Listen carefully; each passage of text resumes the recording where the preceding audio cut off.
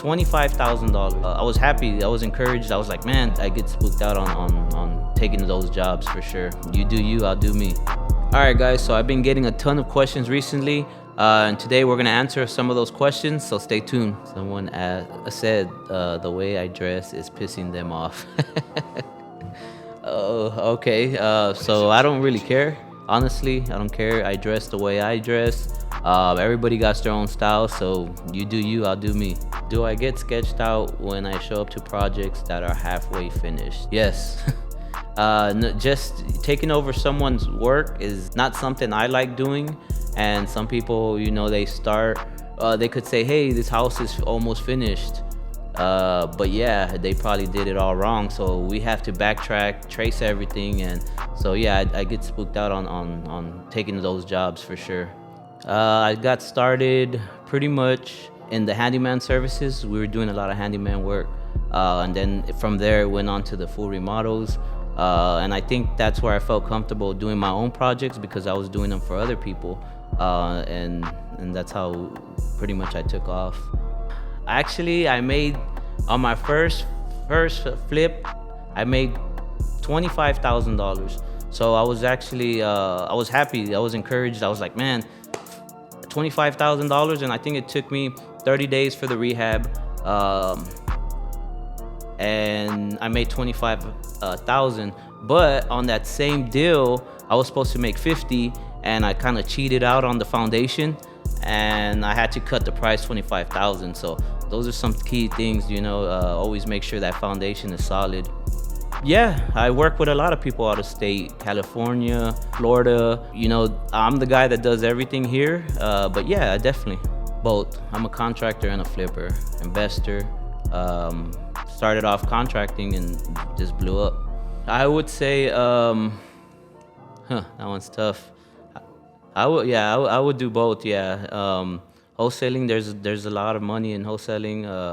Realtor also. So I would say both. Yeah. The hardest lesson, I would say on a deal, it would be buying land. I think I posted a reel about that, where I basically paid $30,000 for land and I can't build on it. I didn't use the title company. I just went straight in because I thought I was getting a deal. So I lost basically $30,000 on paying taxes on the land. So I think that would be one of them. Square footage. That's how I price out jobs for a lot of things. Some things you have to be in there. You got to look at it, and you can give a best quote that way. Some, yeah. I like using hard money. I've been on some deals where I don't, but yeah, hard money definitely. It was tough growing up. We grew up from nothing, honestly. We didn't have much at all. Yes, I do have siblings. Some of them, they don't do the remodeling. I'm the only one in the remodeling business. But yeah, I do. I would say you're definitely gonna need money to start up the project. Even if you get a hard money, you're gonna have to have that 40,000 saved up for sure. Years of experience, in the remodeling business, only 8 years, but very knowledgeable. When starting a project, of course, foundation, they're gonna be there. You really can't do much. After that, you'll get your framing done. And after the framing, you can have multiple trades. You can have the electrical plumbers together doing the same things, but you want to definitely start those two projects by themselves. AAV actually stands for my initials, and that's how I came up with the AAV. Yeah, definitely. So I work with a lot of flippers that it's their first flip. And what I do to help, I'll go out to the project and I'll give my advice and I'll tell them, hey, this project needs 30, 40,000, whatever it is. And then I actually, if we work together, I can help you pretty much through the process. And if it's your first flip, there's gonna be tons of questions. So definitely, if you wanna work with me, I'll guide you. And that's what I've done for a lot of people also. One is, I would say, are they licensed again?